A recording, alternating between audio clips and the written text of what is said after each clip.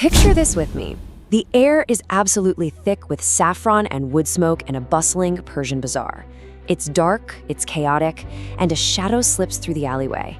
It's the most powerful king in the world, totally in disguise. But what he's about to find out there in the dark, well, it's going to destroy his entire empire.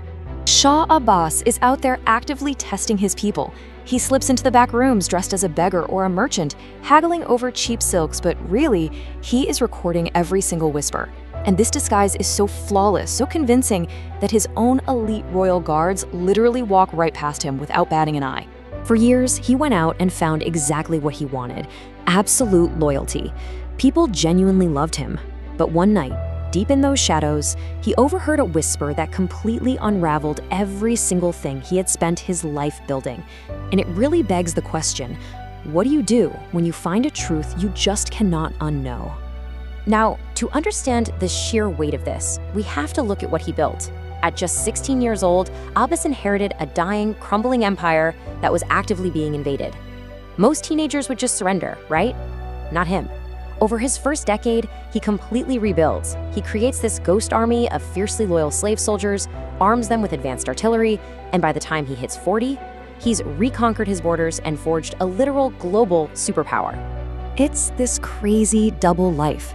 By night, Abbas is out there prowling the dirty, dangerous alleyways, feeding his own paranoia. But by day, he rules Isfahan, a city so blindingly opulent, so unimaginably wealthy, that amazed travelers literally called it half the world. We're talking sweeping, broad, tree-lined boulevards, the awe-inspiring Imam Mosque, the Ali Capo Palace, the massive Grand Bazaar. European ambassadors would come here and write these letters home in total shock, admitting that this Persian empire was vastly cleaner, more advanced, and richer than anything they had back in Europe. But behind all that visionary brilliance, the king hid a really dark secret. He trusted absolutely no one. You see, as a young boy, he had to watch his own father get deposed by the very people closest to him. So he learned a terrifying lesson very early on. Loyalty is just a performance. And so, he weaponized that fear. He built a terrifyingly layered intelligence web. Servants secretly reported on the ministers. The ministers spied on the generals. And the ultimate failsafe at the very top of the pyramid? The king himself, spying in disguise. Honestly, no room in the entire empire was truly private. Just picture sitting in the heavy, fixed steam of a local Persian bathhouse. You're relaxing? But Abbas is sitting right there, completely unrecognized, casually extracting treasonous confessions from noblemen who think they're just gossiping with a nobody. He would surgically remove powerful governors without a single trial, all based on these bathhouse whispers. You can imagine the psychological weight of this system. It was absolutely crushing. The entire court lived in a state of permanent, creeping, low-level terror. You just never knew if the random merchant haggling next to you over some spices was actually the Shah taking mental notes on your entire life. But here is the million-dollar question. What happens when a spy network of that magnitude has no off switch? What happens when it turns inward? Because the ultimate threat to his throne, as it turns out, wasn't an invading Ottoman or Uzbek army. It was breathing his own air. Real quick, as we sit here uncovering these dark palace secrets together as confidants, drop a comment with Abbas Files if you want me to do a deep dive into the actual nitty-gritty mechanics of his spy network. Okay, let's slip back into the shadows. So his nights creeping around in disguise finally brought back undeniable proof.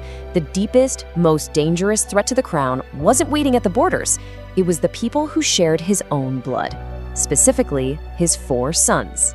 Take his eldest son, Safi Mirza, the heir to the throne.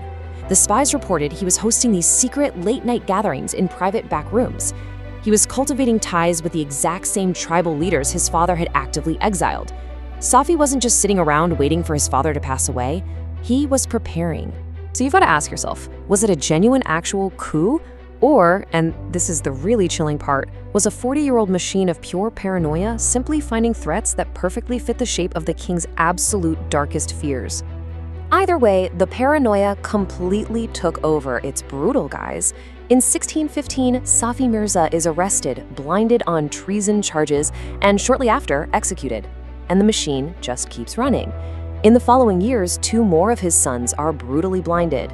A third dies under incredibly suspicious circumstances, all leading up to Shah Abbas's own death in 1629. 0. By the time Abbas died, that was the total number of direct male heirs he had left intact. Just 0. He meticulously, surgically eradicated his own bloodline to protect a throne that he could literally no longer pass down. So what happens next? The empire is basically inherited by a ghost. A highly sheltered, completely inexperienced teenage grandson is suddenly thrust onto the throne with 0 preparation. And that brilliant clockwork system Abbas spent his whole life building, it instantly begins to rot and decay, accelerating the fall of the Safavid Empire. It's an incredibly tragic end. The man who built half the world was ultimately destroyed by the answers to the questions he just couldn't stop asking. Imagine his final days, dying in this achingly beautiful, brilliantly opulent, but entirely empty palace, surrounding only by people he never, ever trusted. So I'm turning the judgment over to you. Was Shah Abbas a paranoid tyrant, or just a tragic victim of his own brutal, cutthroat court? Tell me your verdict down in the comments. And if you want to keep uncovering more forbidden palace secrets with me, be sure to hit that like button and subscribe. And remember, never trust a king in a disguise.